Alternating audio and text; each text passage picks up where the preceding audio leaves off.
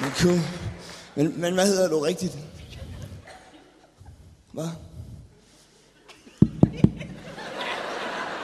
Hvad hedder du så ved siden af? Tobias. Nej, Pia. Og hvad hedder du? Kim, ikke også? Ja, men nu hedder han Pusser, er det ikke rigtigt, ikke?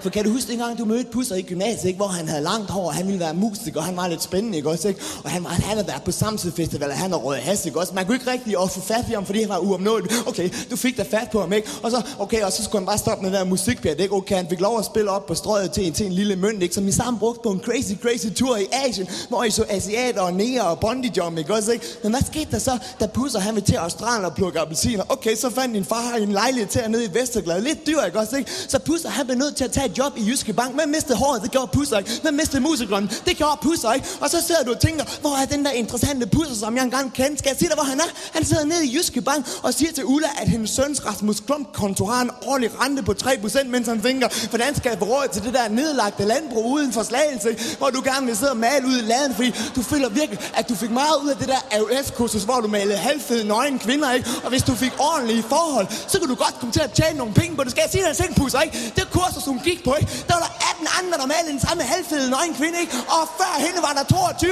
Tror du ikke, markedet, det er mættet?